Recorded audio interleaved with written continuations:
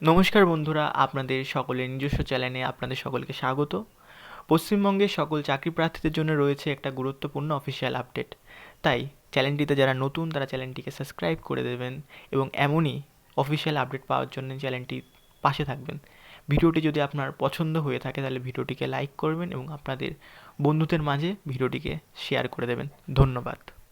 এই মুহূর্তে সবথেকে বড় আপডেট, আপনাদের সামনে যে নোটিশটি দেখতে পাচ্ছেন এই নোটিশটি government of West Bengal block department office থেকে 9/7/2026 প্রকাশ করা হয়েছে। তো আজকের এই ভিডিওটির মধ্যে দিয়ে আমরা জানবো এই নোটিশের বিষয়বস্তু এবং এই নোটিশে কি বলা হয়েছে, সমস্ত কিছু এই ভিডিওটির মধ্যে দিয়ে। তাই ভিডিওটিকে স্কিপ না করে সম্পূর্ণ দেখুন। তো প্রথমেই হচ্ছে যে এই নোটিশটি কি বিষয়। এই নোটিশটি হচ্ছে ভিডিও অফিসের যেই লোয়ার ডিভিশনাল ক্লর্ক হয় সেই নিয়োগের বিষয়। তো প্রথমেই আমরা জেনে নেব যে এই নিয়োগটা কোথায় হবে।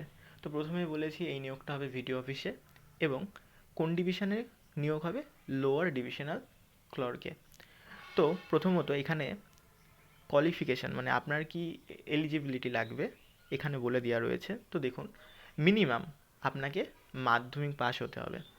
এছাড়াও আপনি যদি হায়ার সেকেন্ডারি পাস অথবা গ্র্যাজুয়েশন কমপ্লিট করে থাকেন বা এর সাথে অন্য যে কিছু করে থাকেন তাহলে হচ্ছে আপনি এই পদের জন্যে যোগ্য। এবার আমরা জেনে নেব হচ্ছে এজ লিমিট। যদি আপনার বয়স ন্যূনতম 18 বছর থেকে শুরু করে সর্বোচ্চ 40 বছরের মধ্যে হয় তাহলে আপনি এই পদটির জন্য একেবারে উপযুক্ত। এবং আপনাদের সকলের মনে এখন একটাই প্রশ্ন যে সিলেকশন মেথডটা কী হবে, অর্থাৎ কী পদ্ধতিতে আপনাদের নিয়োগ করা হবে।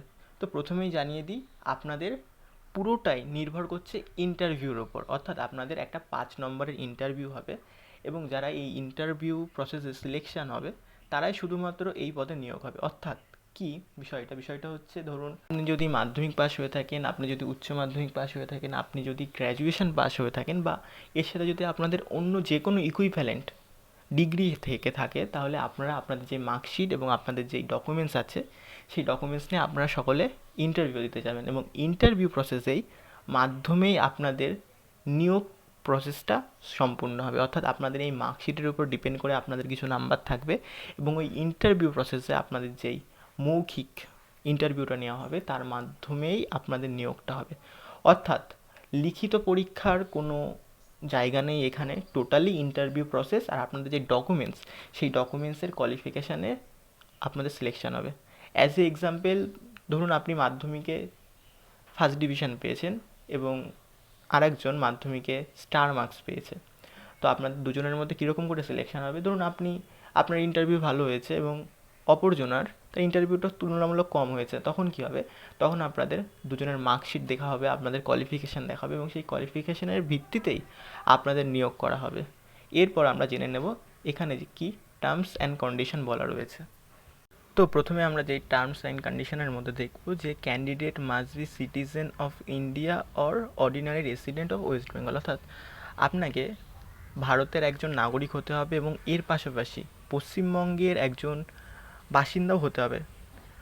নেক্সট কি বলেছে, candidate must process the required educational qualification as on the date of application, অর্থাৎ এইখানে যেই কোয়ালিফিকেশনের কথা বলা হয়েছে অর্থাৎ মাধ্যমিক পাস ন্যূনতম এবং উচ্চে আপনি গ্র্যাজুয়েশন পাস এর সাথে ইকুইভ্যালেন্ট যাই হয়ে থাকুন না কেন এটা আপনাকে থাকতেই হবে, নয়তো আপনি এই পদের জন্য যোগ্য নন। তৃতীয়ত বলেছেন, দেখুন তারপরে যেটা বলা হয়েছে, candidate already engage in any government অথবা গভর্নমেন্ট এইড বা semi government organisation must through apply proper channel, অর্থাৎ আপনি যদি কোনো একটা গভর্নমেন্ট চাকরি করে থাকেন বা গভর্নমেন্ট সেমি গভর্নমেন্ট যে কোনো অর্থাৎ হাফ গভর্নমেন্ট প্রাইভেট কোনো চাকরি করে থাকেন আপনিও কিন্তু এই পদের আবেদন করার জন্য যোগ্য। তারপরে কি বলেছে, incomplete application or application receipt after last date will be not intend, অর্থাৎ যদি আপনি হাফ অ্যাপ্লিকেশান করে ছেড়ে দেন অথবা লাস্ট ডেটের আগে যদি আপনি অ্যাপ্লিকেশান প্রসেসটা কমপ্লিট না করেন তাহলে কিন্তু আপনাকে ধরা হবে না, গণ্য করা হবে না। No TA DA will be admissible for appearing in the interview, তো আপনারা দেখে নিলে এখানে ইন্টারভিউর আগে কোনো রকম টিএ বা ডিএ অ্যাডমিসেবল করা হবে না। বলছে the authority receive the right cancel modify suspend the process without assigning any reason, অর্থাৎ যদি আপনার নামে কোনো রকম কারণ থেকে থাকে তাহলে যে অথরিটি থাকবে সেই অথরিটি আপনার যেই ইন্টারভিউ প্রসেসটা রয়েছে সেটা কিন্তু পুরোপুরিভাবে ক্যান্সেল করে দিতে পারে। সব কিছুই তো হলো, কিন্তু এখন আপনাদের মনে একটাই প্রশ্ন যে আমরা আবেদন কিভাবে কোথা থেকে করব। তো আবেদন করার জন্য আপনাদের এর একটা নির্দিষ্ট অফিসিয়াল ওয়েবসাইট রয়েছে, সেখানে গিয়ে আপনাদের আবেদন করতে হবে। এবং এই ওয়েবসাইটের লিঙ্কটা আমি কমেন্ট বক্সে পিন করে দেবো, আপনারা সেখান থেকে গিয়ে step by step registration log in প্রসেসের মাধ্যমে আবেদন করবেন। আবেদন ফি একদম জিরো, কোনো রকম পয়সা পেমেন্ট করতে হবে না। এবং বাকি পরবর্তী সমস্ত ডিটেলস আপনারা পেয়ে যাবেন এই চ্যানেলেই। তাই চ্যানেলটিকে সাবস্ক্রাইব করে রাখুন এবং আমাদের পাশে থাকুন। ধন্যবাদ।